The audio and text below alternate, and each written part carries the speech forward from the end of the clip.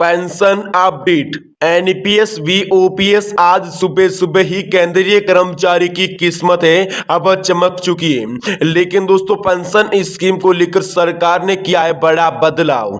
दोस्तों आप सभी लिए सरकार ने क्या बड़ा बदलाव किया है। हालांकि पेंशन स्कीम को लेकर सरकार ने एक बड़ा बदलाव करने जा रही है, इसी को लेकर इस वीडियो में हम चर्चा करने वाले हैं। और साथ ही साथ दोस्तों आज सुबह सभी केंद्रीय कर्मचारियों की क्यों किस्मत चमकने वाली है, और साथ साथ दोस्तों आप सभी की ईपीएस पेंशन 7,500 रुपए और उसको लेकर क्या बड़ी खबर है इसकी भी जानकारी है वह आप सभी को अच्छे से देने वाले हैं।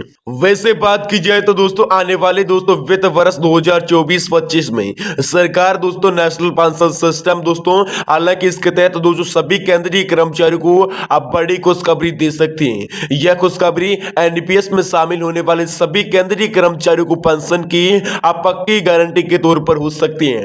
लेकिन दोस्तों पुराने पेंशन योजना ओल्ड पेंशन स्कीम के तहत सभी कर्मचारियों को अंतिम वेतन में 50% पेंशन के रूप में अदा किया जाता है। और साथ साथ फिर महंगाई भत्ते के साथ साथ उनकी पेंशन बढ़ती रहती है। 1 जनवरी 2004 या उसके बाद नौकरी में शामिल होने वाले कर्मचारियों की पेंशन राशि में वह एनपीएस प्रणाली शुरू की गई थी, जिसके के तहत कर्मचारी और सरकार दोनों एनपीएस पेंशन फंड है उसमें एक सुनिश्चित राशि जमा कर सकते हैं जो बाजार से जुड़ा होता है, और साथ साथ कर्मचारी से बाजार के लिए रिटर्न का हिसाब रखता है और उसे भी पेंशन दी जाती है। और साथ ही साथ दोस्तों कमेटी की रिपोर्ट है लगभग तैयार।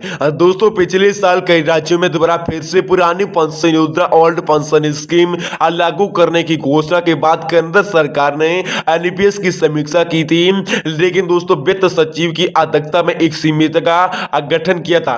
लेकिन दोस्तों सूत्रों के मुताबिक समिति की रिपोर्ट्स अलग पे तैयार हो चुकी हैं, जिसके मुताबिक सभी केंद्रीय कर्मचारियों को एनपीएस के तहत उनकी आखिरी सैलरी पर एक सुनिश्चित जो सुनिश्चित प्रतिशत पेंशन के तौर पर मिल सकता है। लेकिन दोस्तों सरकार कितना तय कर सकती है। सूत्रों के मुताबिक सरकार अंतिम वेतन में 35 से 40% हिस्सा पेंशन के लिए तय कर सकती है।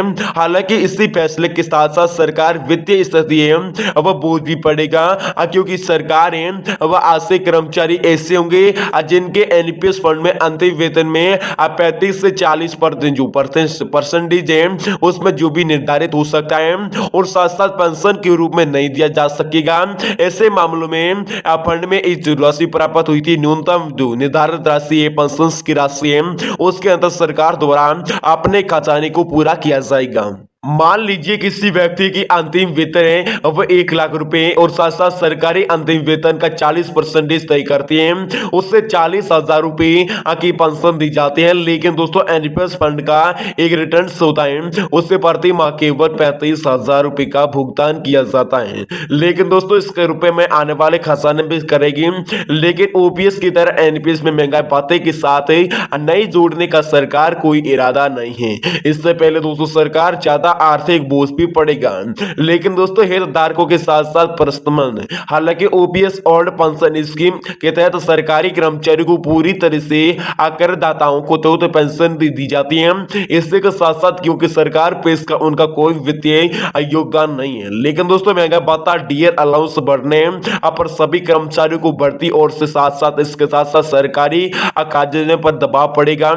लेकिन सूत्रों के मुताबिक वित्त सचिव की रिपोर्ट्स पर सरकार अप्रैल में शुरू होने वाला नए वित्त वर्ष है उसमें फैसले ले सकते हैं। आप फैसले से पहले विभिन्न हितधारकों को भी सलाह भी दी जाएगी। लेकिन दोस्तों यहाँ पर आप सभी की ईपीएस पेंशन है उसको लेकर यहाँ पर एक बड़ी खबर निकलकर सामने आ चुकी है।